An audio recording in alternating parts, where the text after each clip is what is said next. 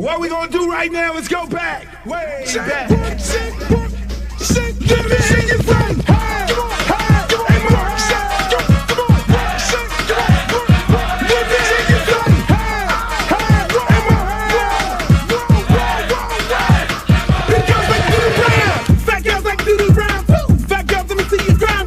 Fat girls just doing their own thing right there with the fat thing. Fat girls just shaking them thighs. Fat girls don't make it count right. Excuse me. Baby. What's up? I thought you was gonna start hanging out with the big girls again. What is all this trash? Bitch like that girl, hit the ground, hit it up and hit us up and down. Fat girl just looking so sweet. Fat girl don't make it eat. Fat girl just shake it, don't speak. Big girl, let me see you do a thing. Let go, let me see you touch the ground. Shake it out, shake it out, back down. Drop me in the house, burn it all back. Work it, work it, work it, work it, big girl, big girl, big girl, big girl, big girl, big girl, big girl, big girl, big girl, big girls like to do the round. Fat girl keep going, don't quit. Fat girl just move the damn hip. Fat girl keep down, don't stop. Fat girl wanna see the pop. Shake it, stop, fat girl, shake it fast. Fat girl nigga wanna see that. Fat girl bounce like a pro. Fat girl don't know what you know. Fat girl shake till you rip through what? On the web wet, hard part two. Looks in the house, y'all know the game. Fat girl don't have no shame. Shake that back, bounce to the beat. Fat girl shake it, jiggle at me. St. Louis, back to the top. Like I like to do the round. Work it, work it, work it, big girl, big girl, big girl, big girl, big girl, big girl, big girl, big girl, big girl, big girl, big girls like to do the round. Hey, hey, more hey.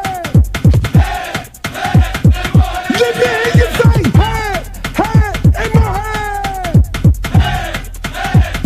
Big girls like to do the round. Shake, work, shake, work, shake, work, shake, work, shake, shake, work, shake, shake, work, shake, work, shake, work, shake. To the ground, to the ground, to the ground, to the ground. I'm sick of this. Now I want to show y'all a real show with the big girls. Oh, fat girl, part 3. Can't hang with 106 beat. Fat girl know the happen, no quit. Fat girl run like you own it. Put your hands on your hips and grip it. Not new, I'm look like it off the now. Fat girl bring the crew to top the ground. If not, I'ma pull the business down. Fat girl bounce hot, stop tripping. If you do get chicken and hot bitch with a lot right, come to the night speed. I really shit get the day in the world G. Bounce fat girl, show the boy a shot. Let me see if the fat or not. Don't put fat girl, y'all like the damn let you out. Let me see y'all do the rap.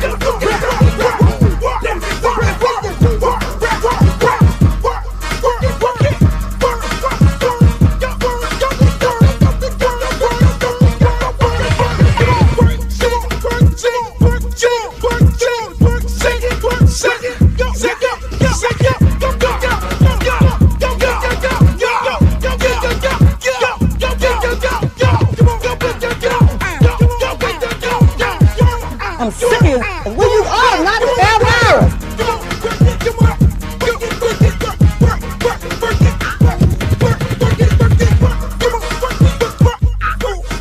Oh, not oh, Britney Spears. Hey, how you doing? Big girl, big girl, big girl, big girl, big girl, big girl, big girl, big girl, big girl. Oh, but I ain't the little leprechaun. Girl, your wings are so up. You look a mess. All about the big girls. What about the big girls? Big girl, work it, work it, work. Big girl, work it, work it, work. Big girl, you done suck all the fat off your ass. Yo, what up, y'all? Well, I just love that big girl video. I keep playing it. I just keep playing it because I love it. I mean, it is that time of year. You need big girls in your life. You need big girls in your life. And if you don't have a big girl in your life right now, because it's cold as hell, you got to get one. And if you don't get one right now, your ass going to be freezing. You know, these skinny girls is not happy. I said that the other night. The skinny girls, y'all not in right now. Y'all, that was it for y'all in the summer. People want the BBL girls right now. Not me. I don't do the BBL. I don't do the BBL girls, but I think you guys can like hook up with them right now. You can hook up with the BBL girls right now because they're in need. It's cold. It's fucking cold, even here in Miami. But, you know, it's going to warm up. It's not like y'all in New York. It's not like y'all over there in all parts of the country. Now, y'all ass got to deal with it. You have to deal with it. You have to deal with the cold. Unfortunately, Detroit, you got to deal with the cold. Cleveland, you got to deal with the cold. Even Dallas is cold, I heard. Texas, they say Texas is cold. Y'all are freezing your ass off. Meanwhile, we're down here just chilling in the sun. Summer breeze make me feel fine. Going through the jazz.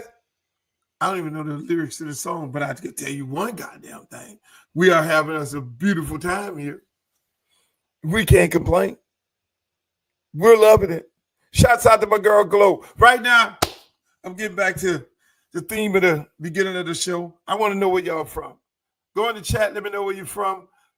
In the words of my man, Uncle Al, where you from? Where you at? Put it in the chat, baby. I need to know where y'all from. Where you from? Where you from? Are you from Cleveland? Are you from Dallas? Are you from Detroit? Are you from South Carolina? Are you from Orlando? Are you from Miami? Are you from Wynwood? Are you from Westwood? Or where the hell are you from? I need to know. Maryland?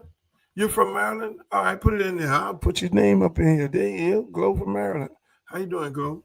This is my good friend, Glow. She's from Maryland. Hey, look, I know you guys are, if this is your first time joining us, we're on all three platforms. We're on Facebook Live. We're on Twitter Live. We are on my YouTube channel where all the beautiful people are on the YouTube channel. That's UncleLuke.tv. Make sure you like, share, and subscribe to the channel because we just do what we do over here. We just do what the fuck we do over here. We have a good time. We talk about all kinds of things. We talk about sports, entertainment, and politics. I'm live tonight. I know I do a bunch of shows where I'm not live, where they are rebroadcast, but I try to get on here every Monday, Wednesday, and Friday, 8 p.m. 8 p.m. the show is live. Then we do rebroadcasts. So if you're looking at it as a rebroadcast tomorrow or sometime, but right now we are live in living color in the fucking flesh. So if you got any comments, go to YouTube or Facebook and you can make your comments throughout the show because I want to hear from y'all. I want to hear what you got to say about these topics. I just don't want to be talking and then having my own opinion about certain situations and you guys have opinion and you want to say something. So I allow you to come in the chat like this young lady, right? Like this fella, right? Like this Thomas right here, Norfolk, Virginia. That's where he's from. She's from Philadelphia. That's where she's from. But we're gonna have a beautiful show tonight. I got a lot of things to discuss. I need to talk about the college football playoffs. I'm gonna give you my take on it. University of Miami versus Notre Dame. And we'll hear from the college football experts and how they feel about it. I want to talk about Tommy Tuberville and his feelings about SNAP benefits. Former Auburn head coach, former University of Miami position coach. And then we're going to hear about how Dabo Swinney is dealing with taking these L's and his opinion about the officiating, which has affected the University of Miami as well. So we are going to have us a big show tonight. Then we're going to talk. Then we're going to hear from some Trump voters who voted for Trump, and they're having buyer's remorse. They're having buyer's remorse because we did say you're going to fuck around and find out. I just look, man. I'm not laughing at people because I know people are going through hard times right now. But at the same time, it ain't nothing come good after when you say but it's nothing come good after that. You know, the bottom line is we told you so. But you're gonna hear from those good folks. But let's kick it off. University of Miami football. You gotta love it. We on the win column. Hey, I got an opportunity today to do CBS Sports. They asked, talked to me. I was on the football field. I had my hat on, my hair wasn't comb. I probably looked like a fucking crackhead on the show. And they were asking me all kind of questions and things like that. I mean, it was amazing. It was absolutely amazing. It was absolutely amazing. But I enjoyed myself on the show today. Beautiful people. Talked to some beautiful people. It was a great show. It was a great show. They had a YN up there. They had an old school up there, and they had a beautiful young lady as the host of the actual show. And so I don't know where y'all could go find it, but I urge you to go find it. Next week I'll be on ESPN. I will be on ESPN in Virginia. Every year I do ESPN Virginia when it's time to talk about Hurricanes versus Virginia Tech. Now, if the Hurricanes win this week, then I'm definitely going to go to Virginia Tech and check out that game. I'm gonna get on the plane. I'm gonna get on the plane. Is it Classic Weekend this weekend? FAMU and Bethune-Cookman. I really want to go to that this year. Somebody in the chat, let me know if it is Classic Weekend with Florida A&M versus Bethune-Cookman, because we gonna beat you Wildcats, even though we're having a bad year this year. FAMU football, bad year. But yes, so let's get right into it, ladies and gentlemen. University of Miami football has something in common with Dabo Swinney. They have something in common with Dabo Swinney. Dabo Swinney said the refs are fucking cheating. He basically said the refs are cheating. And if you looked at the University of Miami game and SMU game, receivers was getting pulled down, shit was happening all over the field, referees wasn't calling it. Now, mind you, those are like 8-man crew. They have a referee on the line, another referee in the back of the line. They have another referee in the middle. They have another referee in the back of the middle. Then they have another referee on the other side of the field in the back. They have another referee on the line. Then they have another referee in the back watching the holding. Then they have another. It's like a fucking bunch of referees. And there's no reason why you should be missing these calls. But I had a conversation with my man Streeter and his villains today, and we talked about this. And Dabo Swinney mentioned it also. They have to pay these refs. I mean, these fucking refs, think about it. They don't get paid. It's not they get paid, but it's not a salary. They don't work for them full time. They got to put these refs on full-time pay. Full-time pay. So when you make these dumbass mistakes, you lose your fucking job. These referees go about the business. They check in, take a flight on Friday, go to the game Friday, do the game on Saturday, fuck up the game, hop back on the plane that night, go back home, and that's it. Nothing happens.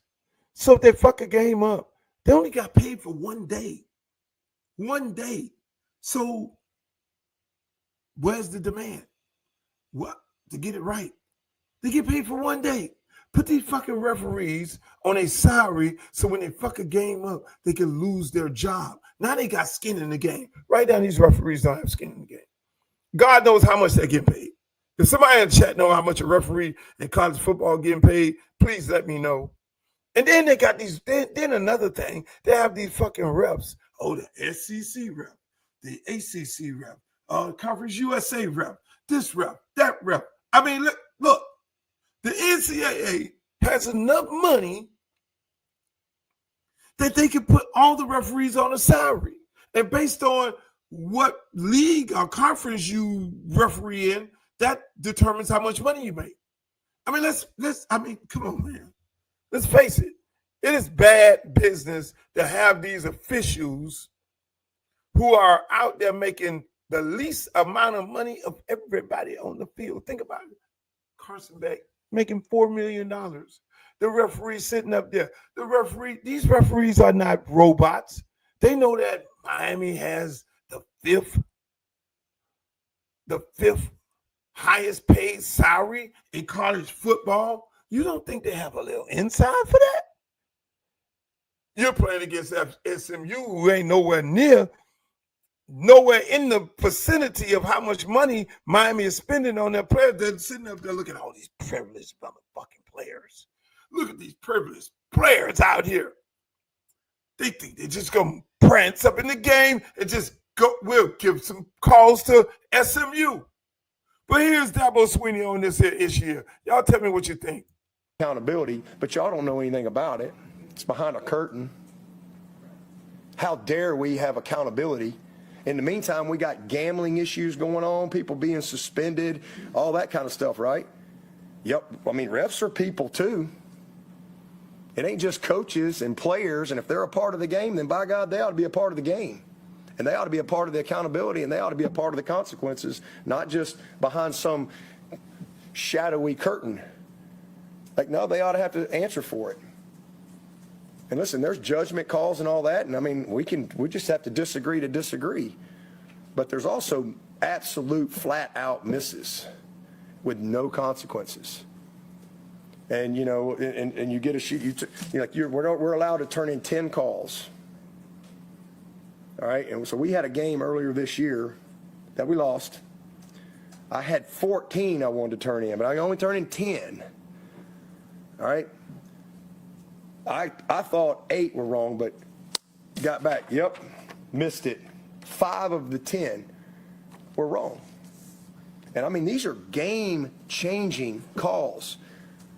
Obvious pass interference not called. That takes you off the field. But yeah, we just get this will be addressed with the crew and yada, yada, yada. Okay? Yeah, but you ain't no public, there's no public accountability. Ain't none of that. So that's the system. The system needs to change. It needs to be changed. There needs to be challenge opportunity, and we need full-time officials. If you're going to have this type of stakes, it needs to be full-time officials. And everybody should have consequences. And the coaches and the players shouldn't be the only ones that publicly have accountability. That should change. Officiating is bad. The umpires get it wrong. They get it wrong. Dabo Swinney made an excellent point. He made a great point. I mean, think about it. I did not know they only get to question a certain amount of plays a week. Really? In the ACC? It ain't like you got a billion teams. Why would you only give them 10 appeals? You're not going to do anything anyway. How about being like the SEC and suspending some of these fucking refs when they make these bad decisions in the game? It is too much going on. It is too much going on in college football. You got the NIL players getting paid. You got all this draft, this betting shit, the betting all over the place. People losing their livelihoods off some bonehead calls that these referees are making. I mean, let's keep it a buck. My friend here, I guess she looked it up and said referees make anywhere from $2,500 to $100,000 a year. That's a big number. That's a big number. Big difference in number. But I'm just saying, there's no accountability from the officials. It's nothing. They could just do what the fuck they want to do, get on the plane and go back home. Put them on a salary. Tell the referees, you can't have another job. You're getting paid from us. Now, you fuck this up, you lose your job. You fuck this up, you lose your fucking job. And I'm with Dabo Swinney on this one. I know a lot of y'all, you just get past your hate for Dabo Swinney. I understand that. Get past that. Get past that. I know a lot of y'all don't like Dabo Swinney. I know a lot of y'all don't like Clemson because Clemson still got a plantation house a reminder of slavery on their campus. I know y'all don't like Clemson because Death Valley was the stadium where the stadium's located. All the slaves lived down there at one point because the stadium was originally on top of the hill, and then they moved out and took all the slaves, the people living in poverty down in that valley down there, and they call it Death Valley. See, y'all don't know the story. Y'all don't be knowing history. I have to give y'all a little history every now and then on this Uncle Luke podcast because nobody is going to talk about history because they don't want to get into some of those dark things that has happened in the world and the history they want to erase. But that's a whole nother story. That's a whole nother show. But at the end of the day, Miami got screwed.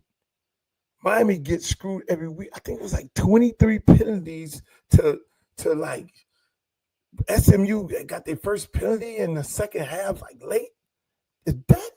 That's bullshit. You can call holding at any given time. I guess they fuckers went into the locker room before they went to the game. Look here, we're gonna call all the penalties against Miami. Fuck that. We're gonna call everything against Miami. We're not calling anything. Do not pull your flag for SMU. And they could really go back to their house, and the league could really look at that and say, "Oh, Miami, you can only show us 10 flags that shouldn't have been flagged. Well, goddamn it, I got 20." And by the way, was there anything called on them? Which is all bullshit. But NCAA got a long way to go, man. This betting shit, something to each his own, but I think the betting shit is a little out of hand.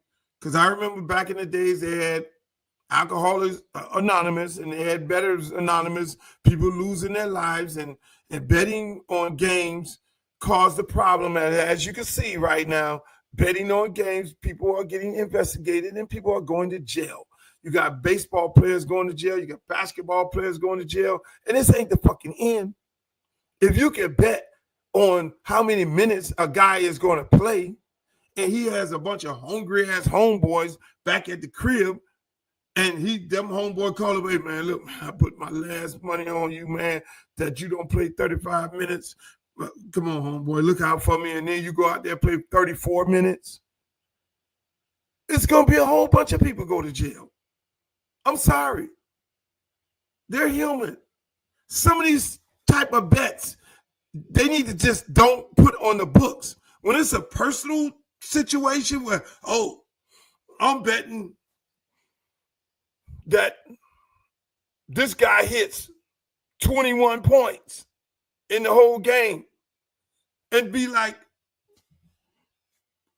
Beardman go out there and hit 20 points in the first half and don't hit another point in the second half?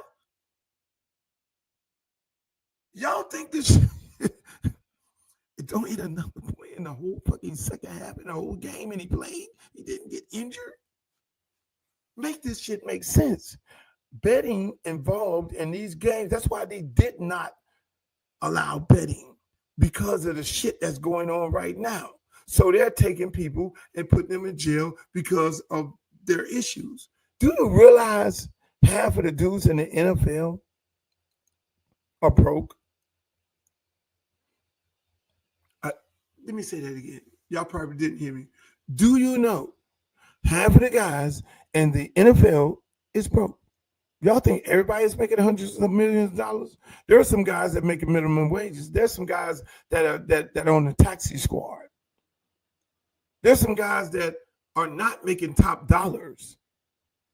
And the guys who are not making top dollars, but they're looked at as an NFL player. So when they go home, mama want a new car. Mama want a house. Everybody looking at him like he Big Willie. He making all this money. Nigga, you in the NFL. Mama got to get a house. Mama got to get a car. Daddy got to get a new car. And you only got $300,000. You only got $300,000. So now you got to act like you're making hundreds of millions of dollars because you're an NFL player. And what ends up happening, those guys end up being broke. Then they don't have bills. They got to take care of themselves. Some of those guys in the NFL are living with other guys. Then don't have them habits. The ones who do get a couple of dollars, then they have them habits them women habits where they want to fly them in, fly them out, buy them jewelry, buy them this, buy them Birkenback, buy them all this here. And then you find yourself in the locker room pawning their jewelry to another guy, to the younger guys. Because the agent ain't telling them shit. That's what you got going on. So then now, fuck, I ain't making no money. Let me think about this. I do get a check this week, and it's about $100,000.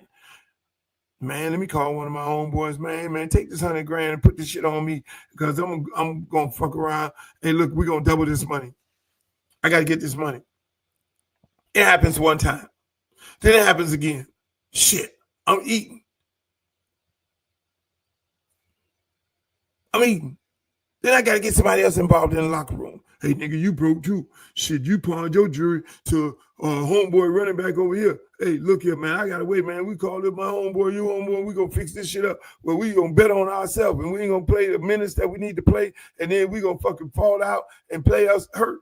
Okay, y'all gotta take that individual, that personalized betting out of the game. You gotta do that to save the integrity of the game, people. Speaking of saving the integrity of the game, University of Miami.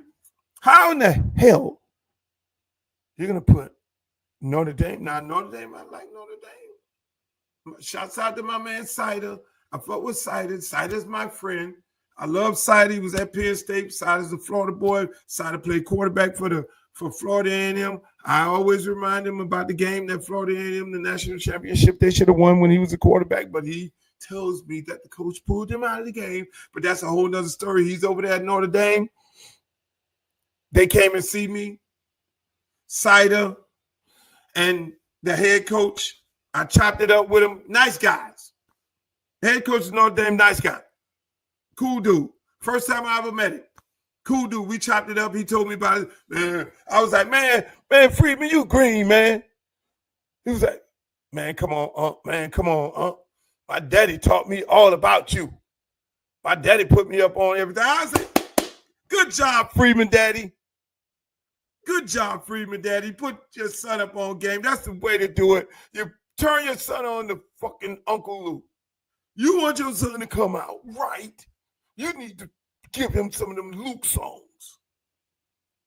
Everybody used to wonder why. Everybody used to be like, he's corrupting the minds of young people. They're going to be tarnished for life.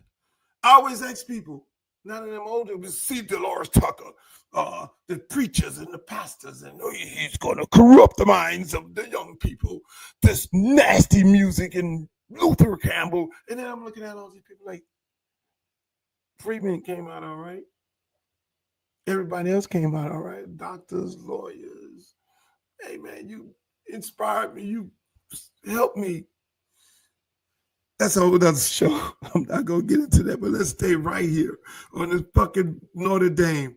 There's no way college football could put Notre Dame in because so I got to drifting off. I go drifting off every now and then, so y'all got to bring me back in the chat because I'll slide off into a whole nother conversation because I got mad conversations and mad stories that I can sit here and tell y'all. But going back to this Notre Dame, Miami beats Notre Dame, and these people are thinking about putting Notre Dame over Miami.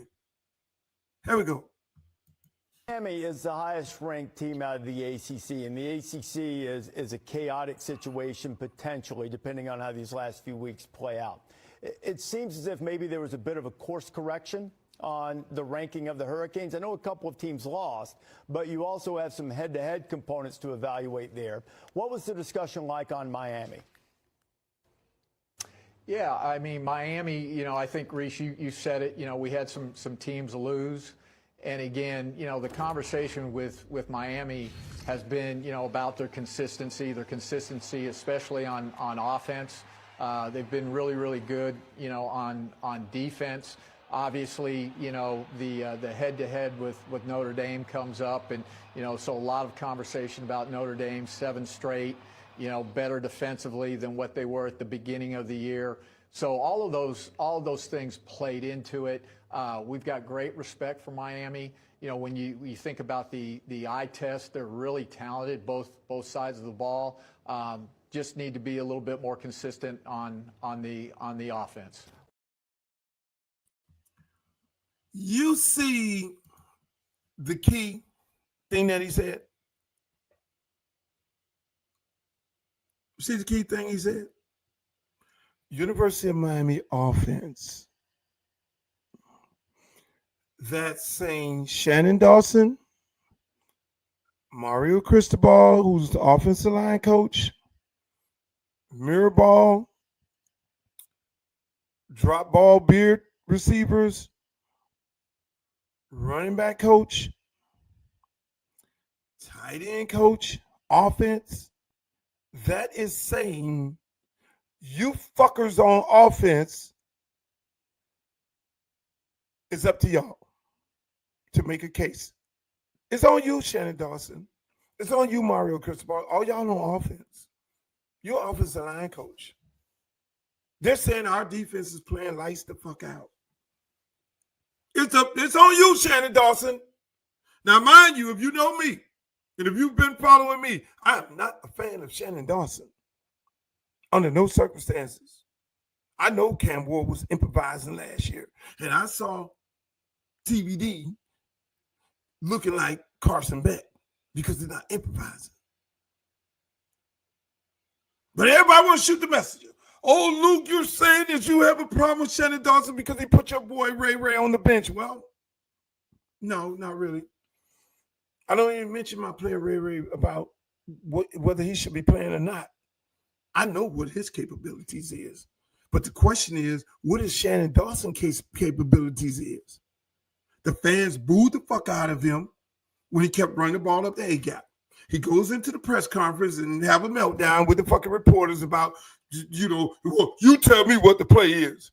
Questioning the fucking reporters, trying to make them look stupid because he know he was talking to a bunch of reporters and not football coaches or football-minded people who are just asking questions that the average person want to know, or asking questions that their editor wants to know, that the people want to know. So he wants to then question the fucking reporters, which is bullshit. And us people who do know football, we're looking at this motherfucking interview like, hold on, we'll get your ass. We'll show you, goddamn Shannon Dawson, how to run fucking outside zone. We'll show you how to get the ball outside. But then it took people to get injured. It took running backs to get injured, for Pringle to come in the game, run an outside zone, bend the corner, score a fucking touchdown. That wasn't Shannon Dawson, because he would have had Pringle in the game in that situation a long time ago. And that's why I have a problem with this guy. Mario goes and gets all these stockpile, all of these players. We are the fifth highest paying goddamn team in college football with NIL money. Everybody getting a check. Oh, we got this. It's like this. We got a car lot full of Maseratis, Bentleys, Testarossas. We got all that shit on the sideline. But does Shannon Dawson use all that shit? No. He sticks with his own little boring-ass offense. We're going to run up the A-gap, do some tush push until the motherfuckers cut the whole fucking line and stop that. What are you going to do now, Shannon? Even the fans in South Florida know. Fucker, you got to run outside. Pull the goddamn lineman. Do down, wrap around, power G, power O, something. Something. Not just up the A-gap. I mean, hell, we don't even have sex like that. We don't have sex like that. You know, you flip on, get it from the back, get it here, get it there. Not Shannon Dawson. And he said, my wife talks about everything people talk about online. She looks at I don't look at that social media, but you know what the fuck is going on, because the next game, what the fuck did you do? Run outside zone. And the reason you had to do that, because the people you heard footsteps. And Mario, you're the fucking head coach. You're the offensive line coach. You and Mirabal. Come on, man. Don't insult our intelligence as football-minded people here in South Florida. Shannon Dawson, you did not sign up in fucking Iowa. We know football here. And you ain't finna bullshit us, boss. Pull some goddamn body. Pull the fucking tackle. Pull a guard. You can pull a center. Hell, look at what the fucking Eagles do. They'll pull the fucking center to get outside, to jazz it up. Bottom line, the offense, based on what college football, the head man just said, it's on University of Miami offense. So we could win the fuck out. We could roll up in there and barely win and don't score no points in the first half. And Notre Dame win and keep winning. They're going to screw us. They're going to do us just like Florida State. Hello? You remember Florida State had won all of their games and they didn't win the popularity contest because of their offense, because their quarterback got injured, but they won all the fucking games. And they sitting up there, like, what the fuck y'all do screw us like that? It's a football team. No, it's not a football team. It's ESPN popularity contest. It's about style points. So Shannon Dawson, this shit is on you. Mario Cristobal, this shit is on you. This is on you. This is on y'all. You can win all these games and they're going to screw us. The man just told you. The man just fucking told you. He told you your offense sucks. I'm gonna just keep it a buck and tell him, say it how he wants to say it. Your fucking offense sucks. And we've noticed that your offense sucks. You can't fucking score no points in the first half on sorry ass teams, and you continuously do that. You're throwing all these motherfucking interceptions. We don't want you in our college fucking bowl game. We don't want it. We don't want it. We don't want it. So we're going to give you, this is a fair warning, get your shit together. Open that motherfucker up. Go get, Shannon Dawson can really go 5 wide. He got running backs that can run between the tackle. He got running backs that can run outside the tackle. He got tight ends. He can go to a package with 1 tight end, 3 receivers. He can go a package with 2 tight ends and 2 receivers. He can go with a package with a NASCAR package with 5 receivers that's running fucking 4-3. He can go with a package with 2 backs, with 9 at fullback and anybody and 2 at motherfucking running back, with 3 receivers out there, Malachi and all that. He could do all that, but unfortunately, Mr. Dawson don't think like that. He could get real sexy and real fucking jazzy other than having this one-dimensional all underneath. We're going to do don't stretch the field as if we don't have nobody that can run, that can stretch the field. We ain't stretched the field yet. Oh, and then Carson back arm is hurting. Bullshit. Ain't nothing wrong with that motherfucking arm. It wasn't nothing wrong with Cam Ward's arm last year. Cam Ward threw that motherfucker down the field when he wanted to George, who ran the 4.7. That's why they don't, you wonder why certain players are not on the team, that's not out there on the field. If you run too fast in this offense, they don't want you out there. Because you're running through what they're doing. They need slow people out there. Because everything is underneath. Throw the ball to the flat to the tight end, we run up the middle. Throw the ball flat to the tight end, we run the ball up the middle. Throw the ball a curl route or a whip route in the front of the linebackers with Malachi, which is the best fucking freshman in college football. I love him to death. Throw it to him. Throw the bubble over here, run it up the middle. Throw the bubble over here, run it up the middle. Throw a seam, a little skinny post with Malachi, and he gets double teamed, and Carson Beck throws an interception. Throw the ball to the flat over here, throw a bubble over here to the fucking wide receiver, some slow motherfucker who gonna get tackled. Run up the middle. That's our offense. Shannon Dawson, you have been notified.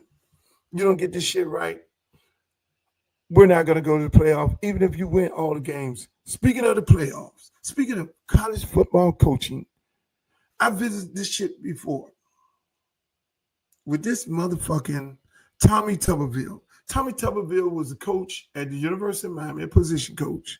I remember him. He was also a national championship coach at the University of Auburn.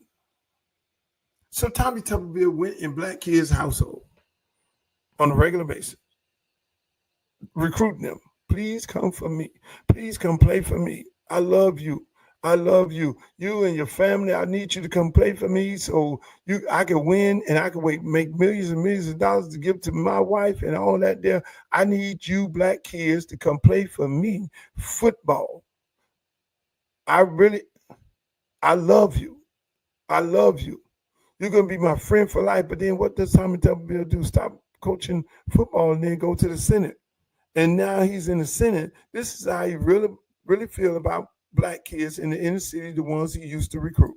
A lot of them that in some of these inner cities that they're going to need SNAP to survive, and they're getting a lot of calls, and the pressure is going to be put on them. A lot of people need to go back to work. A lot of young men that are on SNAP that should be working. Anyhow. Wait, no. Let's let that sink in. Mike, Tommy Tuberville, a guy who held up the appointments in the Pentagon for several months out of Senate procedure. Yep. I don't know that he knew a lot about football, given his overall coaching record. Wow. But I do know that he knows very little about American culture, American employment, and how the Congress ought to operate.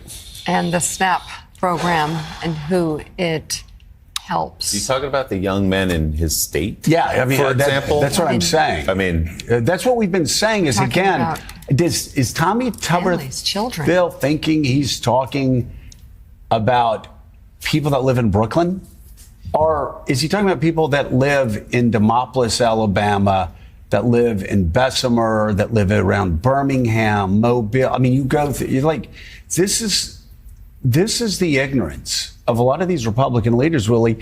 They think that they're owning the libs when in fact it's their constituents who disproportionately take from the government. It's their constituents who disproportionately, as far as tax money goes, who disproportionately are impacted by Medicaid cuts. It's his people that are going to be just completely hammered by SNAP benefits. I know Alabama. I love Alabama. You don't have to drive too far out of Mountain Brook to understand there are a lot of good people in Alabama that need Medicaid, that need SNAP benefits, and a lot of them are people that voted for Donald Trump. That's the ignorance of all this. 750,000 people in the state of Alabama are on food assistance. SNAP. That's 15% of the population of the state. That's a lot of Did people. he just lecture and them? it's also, there was some code in there. It's not just the people who didn't vote for him, who he's suggesting to go out and work. It's people who support him, who support Donald Trump, who rely on the government for rural hospitals, for food assistance, all this. So this position of, like you say, kind of owning the libs. Yeah. These are your constituents, the people who rely on you to get them the benefits they need. It doesn't make sense. Do you think Tommy Tuberville could tell you what the WIC program is? No. Women and Infants? No. Do you think he could tell you the impact that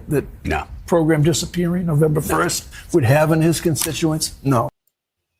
These people get in Congress and they show their true colors. Well, in this case, Tommy is in the Senate. The comment he made, they're in those communities, they need to go get them a job. That's a problem. For Tommy to make a statement like that, you know who he's talking about. But here's the wild part about that.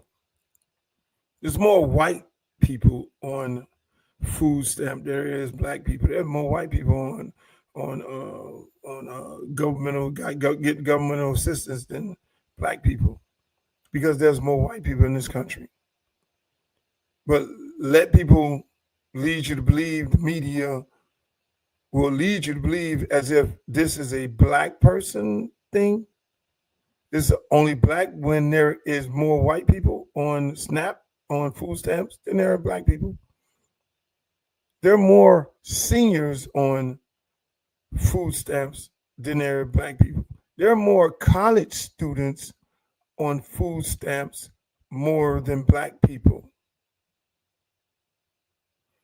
But when you look at the news, the first thing they do is they put the camera up in the face of some young black mother.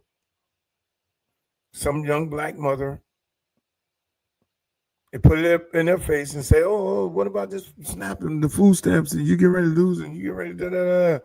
But they never take the camera and put it in the face of a white person. See how crazy that is? That's propaganda. Like as if only black people got their hands out. This will be affected. But regardless of whether white, black, green, or purple, or whatever it may be, you're fucking with people's livelihood. You're messing with people's livelihood.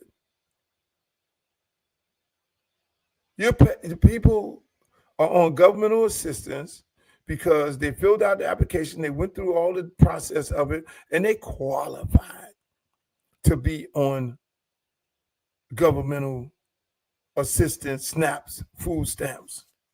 Thank you, Scarlett. She says 35% white people on SNAP, 15% Hispanics, 25% blacks, 3% Asian.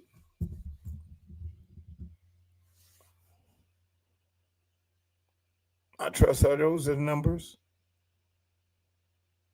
So it's amazing that these people get on here, and the first thing that they want to tell you is that I'll make you believe that they're directly affecting black people. And Tommy Tuberville and those folks, I mean, for a guy who made millions and millions of dollars coaching football, going up into black kids' household, begging their parents to send them to play for him so that him and his wife can make millions of dollars. His wife needs to be ashamed of herself of letting him say that shit. She should be divorcing his ass. But a lot of these coaches feel the same way. A lot of these coaches in college football feel the same way, unfortunately.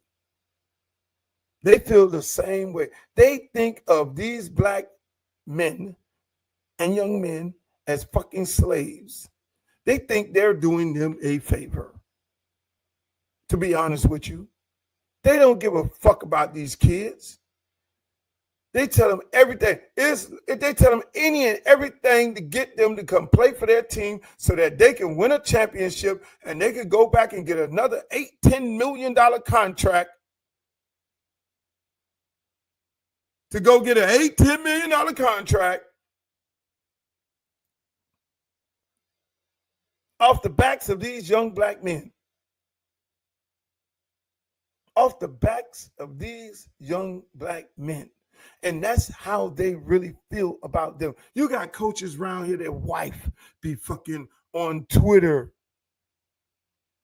and family members on Twitter talking that racist shit, signing up to the racist rhetoric that comes out of the mouth of these politicians.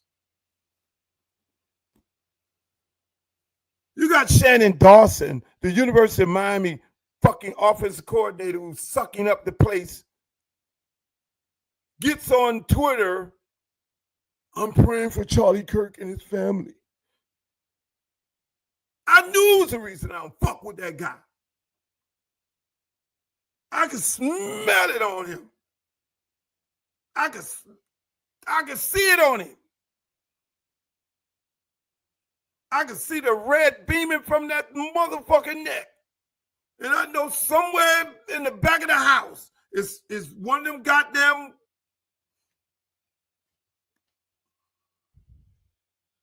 I'm praying for Charlie Kirk and his family. What? And you out there fucking coaching at the University of Miami with all the black kids. So I wouldn't be surprised when he get kicked out of the game that he'll be a fucking politician wherever his hometown is, and he'll be the first motherfucker up there talking about, yeah, fuck that. Put all these young niggas out there need to go to fucking work. We don't cut all our business. Tommy Tuberville is the same one who told y'all wouldn't get no reparations. And had a big old rally. Go look it up. Don't believe me? Look it up. Don't believe me? You don't have to fucking believe me. Go fucking look it up. It's a lot of fucking racist people that are coaching these kids. That's why I tell parents, you better be careful. You need to be very careful of who you leave your kids to. If the black coach come get him, go with the black coach. Go with the black coach. I'm telling you right now, go with the black coach. Don't get caught up in all that shit because most of them white ones, they don't give a fuck about your kids. And if you need to know which ones do give a fuck about your kids, just call me, DM me. I'll be like, yeah, he good. Yeah, he good. There are some white coaches who are fucking cool. But the majority of them are like this motherfucker. Let Donald Trump come to the game. There'll be ass kissing and licking and all kind of motherfucking shit going on. My God. I got a special guest, ladies and gentlemen, on the show. His name is Pastor Gary Johnson from Miami, Florida. Pastor Johnson is a good friend of mine. Pastor Johnson is the pastor for Puff Daddy. Pastor Johnson speak to Sean on numerous occasions. Pastor Johnson went to court and spoke on Diddy's behalf. I even told Pastor Johnson when he went there, man, tell the brother I'm praying for him. Because I consider Puff Daddy as a friend of mine. I have a lot of friends that have did some things and made some mistakes and get an opportunity to go and do what? Redeem themselves. I have a friend that I talked to the other day. I can't call his name. And he's in federal prison and he called me up with some of his friends in the prison, and I talked to them brothers up in there, and they was in there and they were just going back and forth, just talking about football, talking about all kind of shit, which I think they should be able to allow them to have phones in jail. But I can't call the brother name because if he got caught with that phone, then they'll have him, he'll get another year added on to. But meanwhile, I want to bring on Pastor Johnson, Puff Daddy's pastor, and let him tell y'all how Puff Daddy's doing during these times. Pastor Johnson, how you feeling, my brother? Hey, Dr. Luke, my favorite brother. How you doing, man?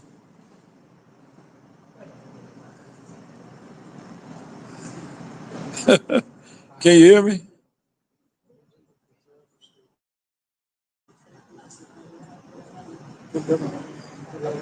L Boogie.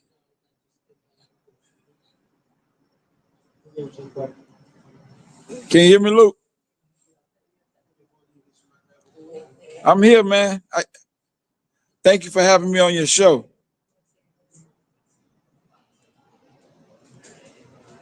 I don't know if you can hear me, but I can't hear you. Let me get it together. Now you can hear me right now. I know you I can hear you now. Yeah, I can hear you. Clearly. Now you can hear me. Yeah, welcome to the show, Pastor Johnson. How you feeling, my brother? Man, this is scary. Well, wonderful. I see you got you over there with the A in the back. I see you got an A on A for excellent over your shoulder. You know where I'm at. Over your shoulder. You know where I'm at. I'm at our office. Yes, sir. Aficionados. Make sure. Hey, if you want to know where the best cigar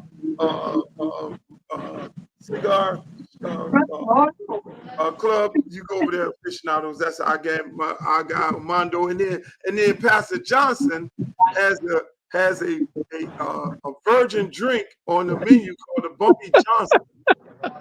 There's no alcohol or anything in it. You can get this. I mean, this guy's amazing. So let me ask you. So how is you went and spoke at Puffy's hearing, and I mean, just tell us how that went. Man, first of all, thank you again for allowing me to come on your show. I have been asked to do an interview. I don't do interviews because this is personal. What's interesting about Sean is, man, that's one of the most brilliant brothers we have on this earth during our time. It's amazing that it's quicker that we're criticizing a black man. Of course, we've all seen the tape. We saw what he did. We saw what happened. And guess what? He's in jail for that. And he's done time for that.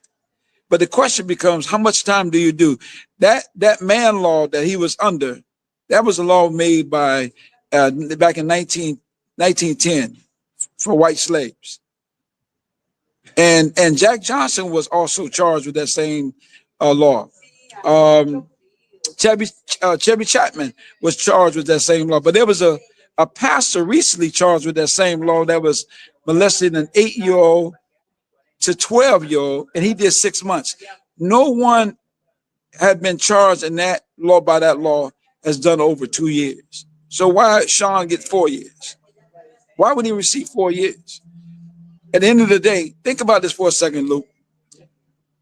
All that propaganda, all those lies that was told about he had children, what happened to it? Whatever happened to all that stuff? Nothing was ever brought up in court as relates to where he was found guilty. He was found guilty of less charge. We know what happened. But why has he been treated as if he's a major criminal? I mean, at what point do you say enough punishment is enough? So Sean doing this time, Sean sitting there doing what he's supposed to do, obeying the law, and is waiting this opportunity to come back home to be with his family and his kids. His kids, he has kids like we all do. They want their father home. And I'm one that stands up for those who are disenfranchised. I'm one who believes in second chances. He has not been a felon. He has not been convicted of anything else. At the end of the day, it's his term today, but it'll be our term tomorrow. And he's doing good, man. I'm proud of the brother in terms of him doing what he was supposed to do. And he's very remorseful about what happened.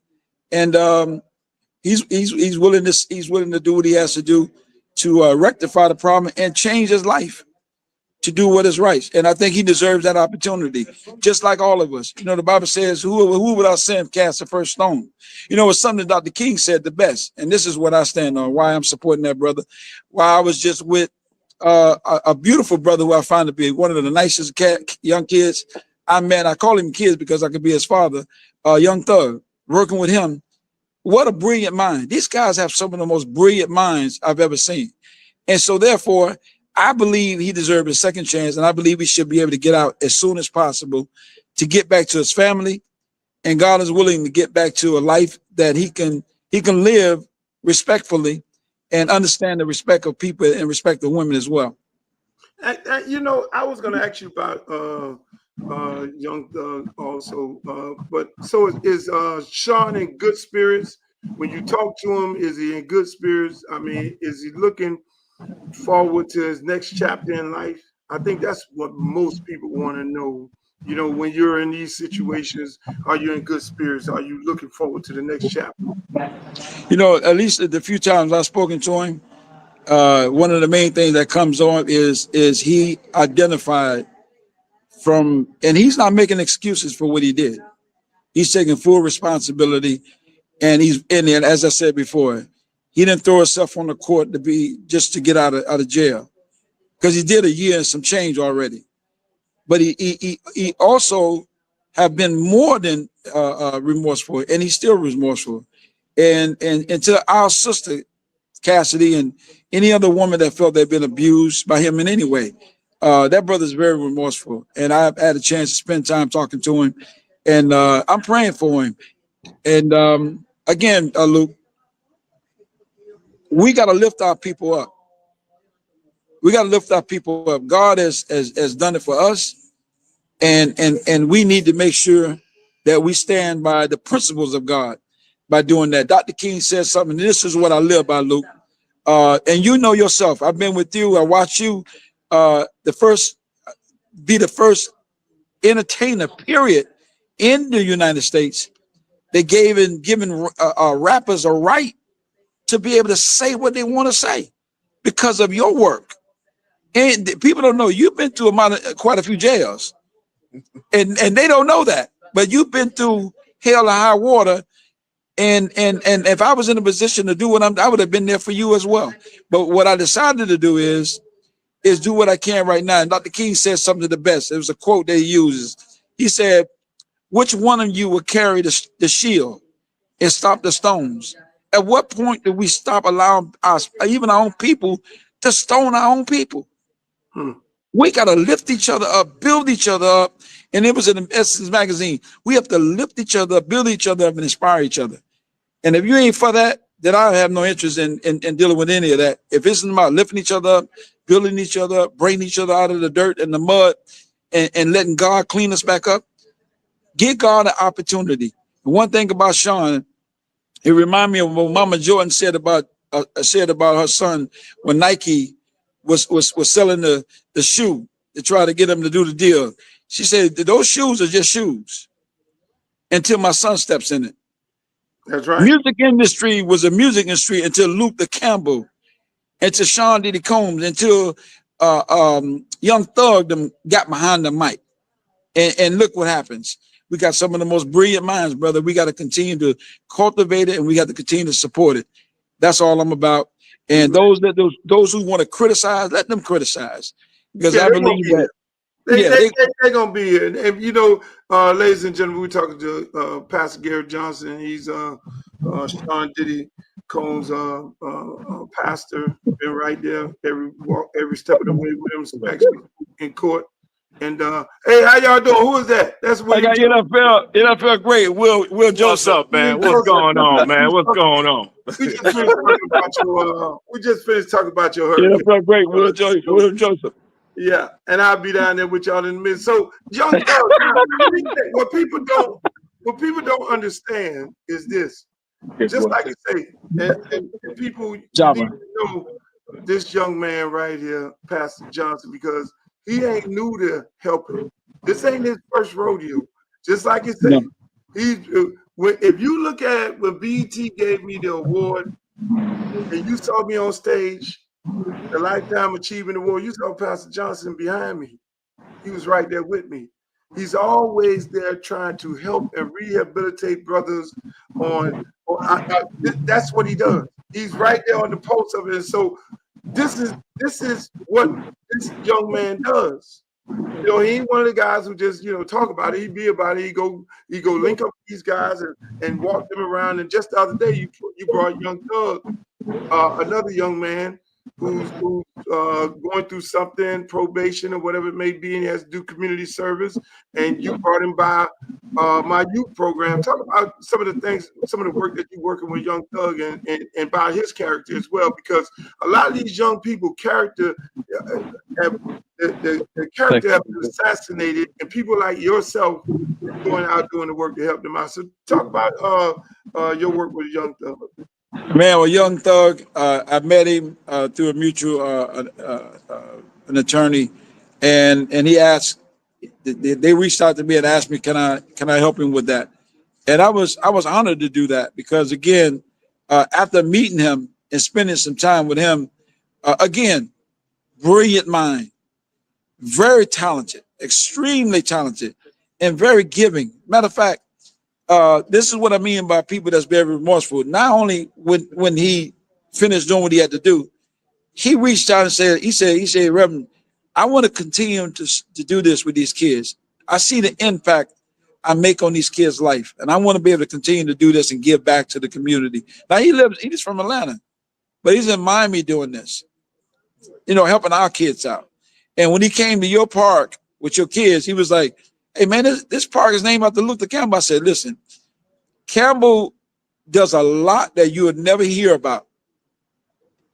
When I tell you unsung heroes, when you got people that just do the work, and as my mom say, let my work speak for me. You've done that, man, and Thug wants to be a part of thing that's going to help lift and build our kids, our babies. Because I'm telling you, Luke, we growing up, we had played marbles. We had different things to do, activities. But I'm reminded, if you go down a street and you see a dark street and you see a street with lights, you're going to go down the one with lights because there's activities going on there. And you've created an opportunity for these kids to cultivate their lives and have a better life for their families. Many of these kids come and went to the NFL that you touched their lives as kids. And that's why you have such an effect on young people, man, and still look the way you look. I'm a little, bro. I gotta get. Don't do it. Don't do it. Hey, man. Hey, Pastor Johnson.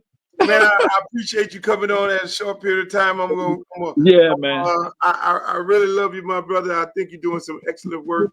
Thank you, bro. Rehabilitating these young people and being in the lives of people who feel like the world is totally against them and the world has left them. And that's just God's work. That's why, that's why he anointed you to be able to be the person to go out and do these things, and I just give my hats off to you for doing the work and helping these young folks in their second opportunity in life. And I love to have you on again, my brother. You gonna come back and holler at me again? Man, I'm waiting for them to call you back and say, we need to give Uncle Luke the iconic award for urban music, because at the end of the day, brother, my mama always said it this. She called me Bumpy. She said, "Hey, Bump, give me my flowers while I'm living." That's right. When mama gone, mama's gone. Mama's gone. That's it. Yeah. Hey, So I want to do that with you. I want to do that with anybody else that I can and touch. And God bless you, man. Thank you so much for having me on. I really appreciate it. Thank you, my brother. I appreciate you, man. I'll see y'all in a minute. Hey, boy, let me say this here. Since in the spur of the moment, at any given time, we'll bring on some great people. That's Gary Johnson, Pastor Jerry Johnson. That man do so much work in the community. His brother is the pastor of 93rd Street Baptist Church, one of the largest churches in Miami. And if you ever down here on vacation, or if you down here for a weekend, you ain't got to miss church. You can go right on over to 93rd Street Baptist Church and get your church on. And you're going to have a fantastic time. And again, Pastor Johnson, man, kudos to him for the work that he's doing, because a lot of people don't understand. A lot of people don't understand. When times are rough and everybody go to leave you and everybody turn their back on you, all your friends who you took care of, all the people who you put money in their pocket, all the people who mortgage you paid, all the women who you put bags, purses, paid their rent and all this, all the brothers that you bought cars for, bought houses and everything for, and then they leave you when times get rough. And they leave you when times get rough. We all have been there, did that, and bought the t-shirt. Well, when they think you're down and when they think you don't have no more money, then you see them start falling off like flies. And then you be in your darkest moment, and the people remember the individuals who are still been there with them. No different than me. We all gonna be like that song that New Edition made. Sunny days. Every day, everybody know them. Storms will come for sure. This we know for sure. But who's gonna be standing there with you when the storm come in the house and the roof fall off? And when you're going through some difficult times, that is when you find out whether that person really love you, care for you. It's all great and fine and dandy when you got it. When everybody living large and they flying on the jets and they on the yachts and they partying and they drinking and they talking about how much they love you. But when the song gets to that part, after the sunny days and them storms come, for sure, who's going to be there with you? And I'd like to thank Pastor Gary Johnson for coming on at this short period of time, because he does not do any interviews, especially on this topic here. Speaking of interviews on this topic here we go right here. This is a problem. This is one of those fuck around and find out moments. Donald Trump voters have buyer's remorse.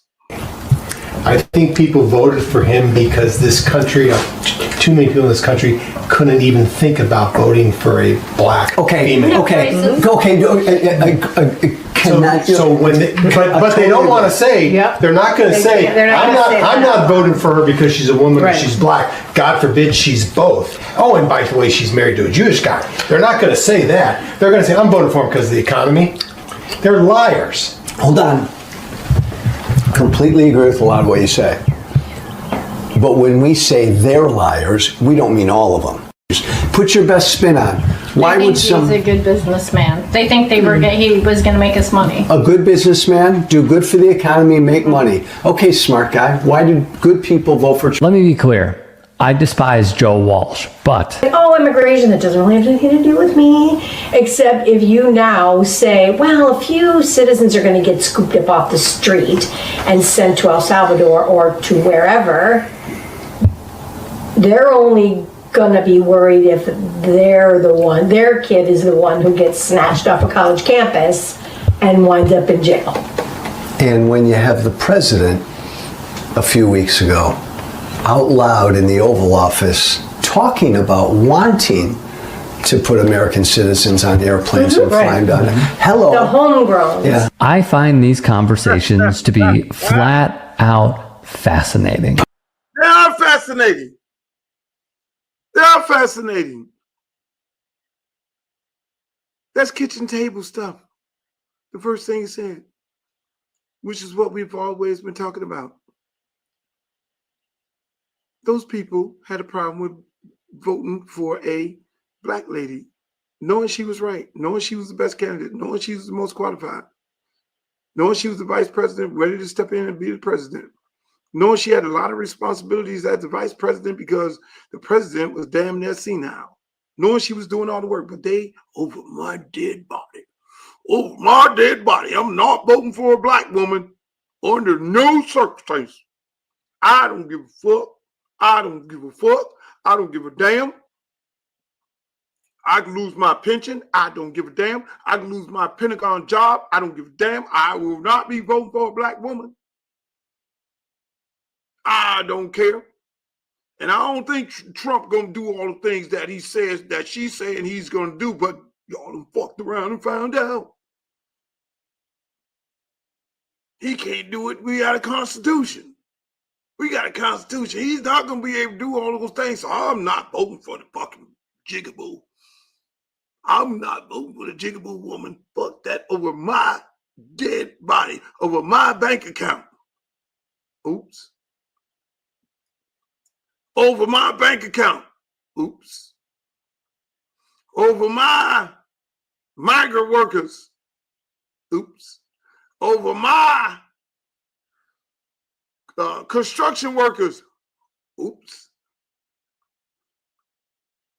These tariffs, I don't think he's going to do. Oh, costs us more money. He's going to bring down the prices of the groceries. Oops. She can, well, if he says he can do it, he can do it. She has a plan. Fuck that. I'm not voting for the black lady over my pocketbook at the grocery store. Oops. Then they haven't buyer's remorse. Meanwhile, we sitting over here like, well, okay. We told you. That's what you did. Now they trying to run out here Gavin Newsom? No. I'm waiting for Kamala Harris to run for president again.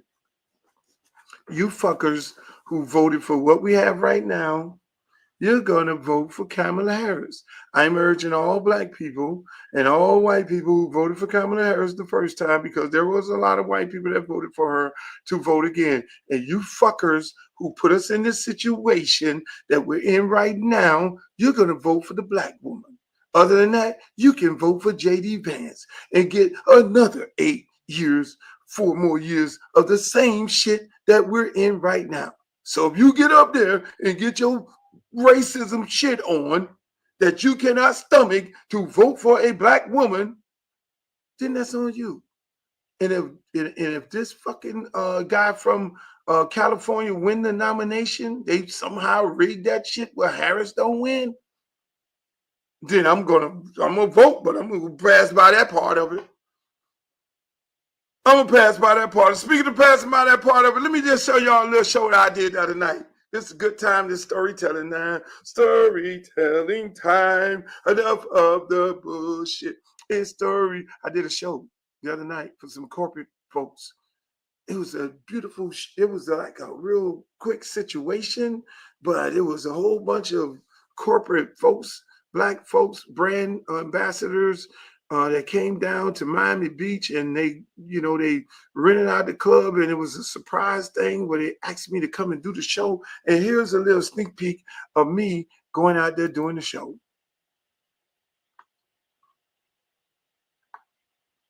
Here it is. No, this is One Music Fest. I'm sorry. Welcome to Club Quarantine. This is my man D Nice. This is the motherfucking one right here. He saved all our fucking life in a goddamn pandemic. Y'all give it up for D Nice.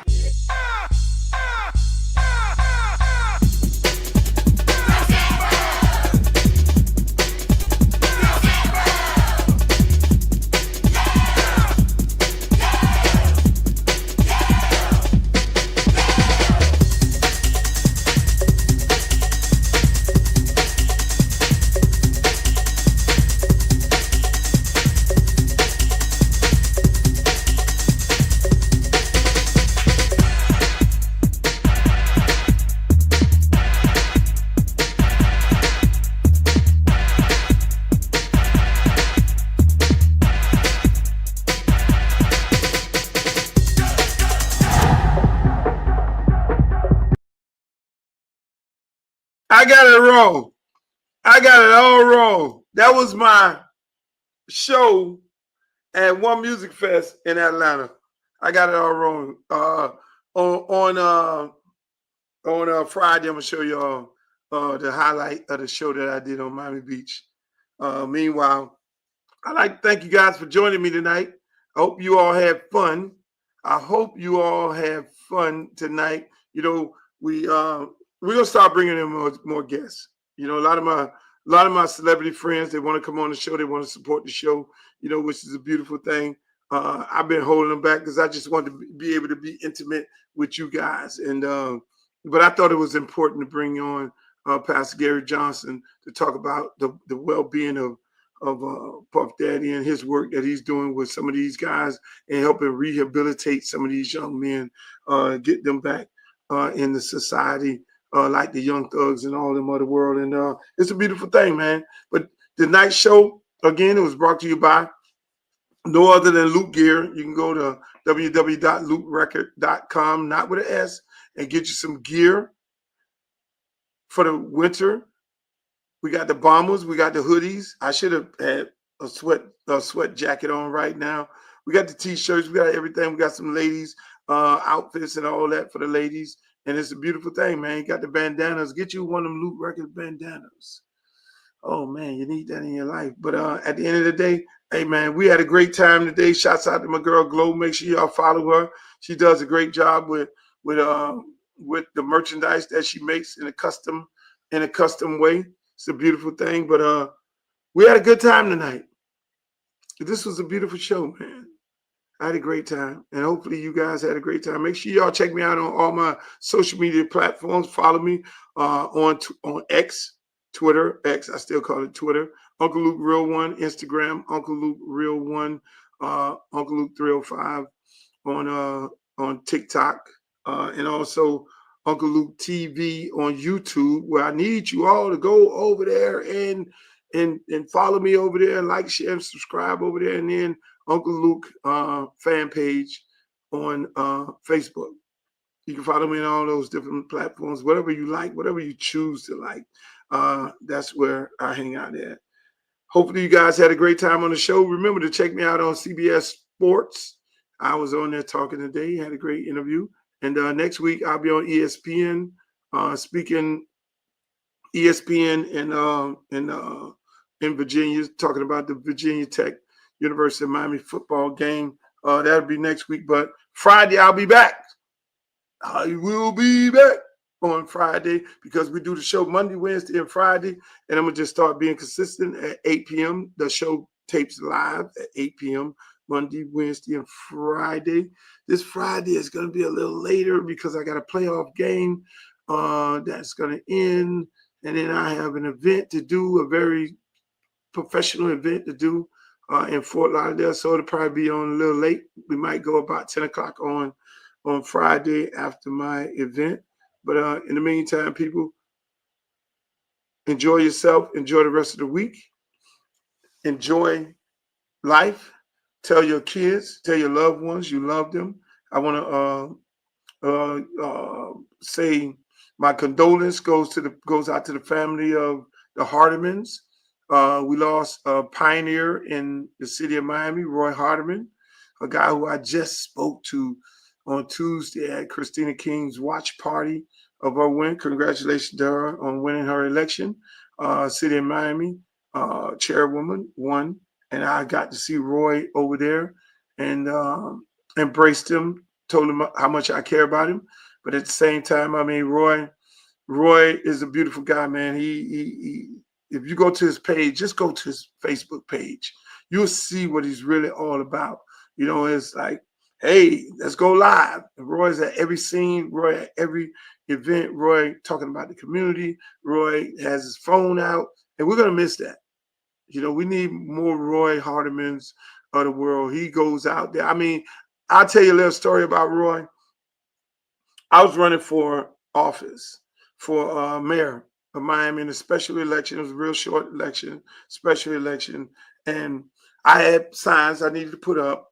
You know, you got to pay to get signs put up, and you get the posters, and you need workers, you need volunteers. Roy was my first volunteer. Roy was my first volunteer. He went out, Luke, I don't need no money. I don't need nothing. I'm going to put these signs up all over the place because I believe in what you're trying to do. I believe in the change and the difference that you're trying to make in our community. And I believe in you because you always did it. And I'm just happy that you're running right now. And Roy put them signs up, man, I tell you, because I didn't know nothing about no campaign and didn't know nothing about putting signs up. And Roy put all them signs up. And that's who Roy is. That's what it's all about. And so we lost a pillar of the community here in Miami, Roy Hardiman. I love you, my brother, and may God bless you. God take him into your arms and comfort that brother. You got a good one up there, Lord. Till the next time, ladies and gentlemen, I'll see you all on the other side. Like Walter Cronkite always say, may the good news be yours. Pull out the stick, come shoot that. Booty poke out like a book bag. Booty poke out like a book bag. Pull over ass too fast. Come we should go bring that Uncle Lou back.